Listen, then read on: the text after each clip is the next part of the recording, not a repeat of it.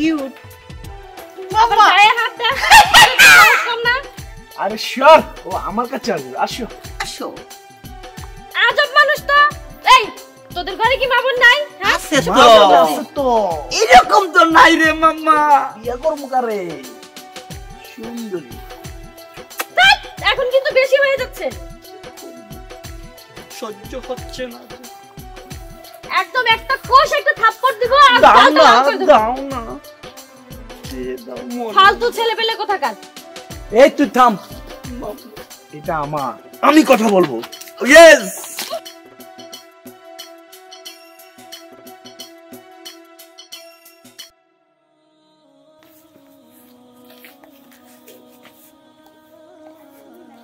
হ্যাঁ আমি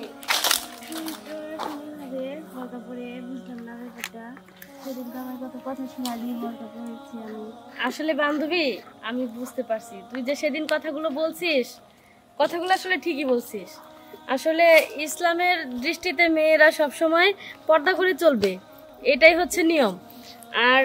পর্দা করে না চললে তাহলে ছেলেরা বাজে মন্তব্য করে রাস্তাঘাটে ছেলেরা বিরক্ত করে এভাবে আমরা নিজেরাও পাপী হচ্ছি আর ছেলেদেরকেও পাপী বানাচ্ছি যারাই আমাদের দিকে এইভাবে তাকাবে আমাদের ওই পোশাকে তারাই দোজকের খুঁড়ি হবে আর সেই জন্য আমি এখন থেকে এইভাবেই চলাফেরা করবো বান্ধবী তুই বুঝতে পারছিস সাদিয়া আল্লাহ তোকে হিদায়াত করছে এই জন্য আমি অনেক হ্যাপি হ্যাঁ রে বান্ধবী সেদিন যদি তুই আমাকে এগুলো না বলতি তাহলে হয়তো আমি বুঝতেই পারতাম না আসলে তোর কারণে আজকে আমার এতদূর পরিবর্তন তুই আসলে অনেক ভালো রে হ্যাঁ আমার ভাইয়া আমাকে পর্দা করে চলতে বলছে সেই জন্য তো আমি এইভাবে করি কিন্তু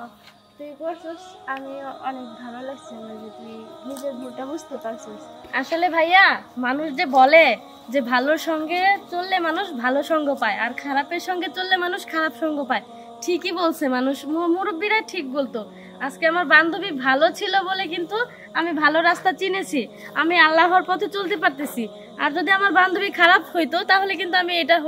পারতাম না আমি কখনোই ভালো রাস্তায় চলতে পারতাম না আপনাদের দুজনকে অনেক ধন্যবাদ ভাইয়া আমি আসি তাহলে শোনো একটা কথা আমাদের মুসলমানের প্রথম নারীদের ব্যাপারে পর্দা খুবই গুরুত্বপূর্ণ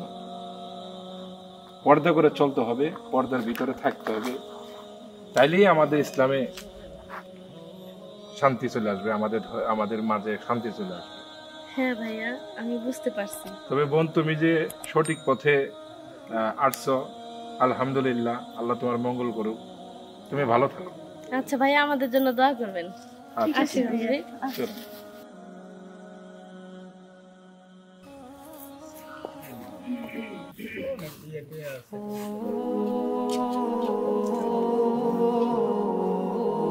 কি ব্যাপার বকাটে ছেলেগুলো আজকে আমার দিকে তাকাচ্ছে না আর সেই দিন তো আমার সাথে অনেক খারাপ ব্যবহার করেছিল বুঝতে পারছি আসলে পর্দাই হচ্ছে নারীদের মূল অঙ্গীকার পর্দা করে চললে কেউ খারাপ নজরে দেখবে না কেউ বিরক্তও করবে না আজকে আমি বোরকা পরে আসছি দেখে এই বকাটে ছেলেগুলো আমার দিকে তাকালোও না আল্লাহ তুমি সবাইকে হেদায়েত দান করো সবাই যেন পর্দাশীল ভাবে চলাফেরা করে আমিন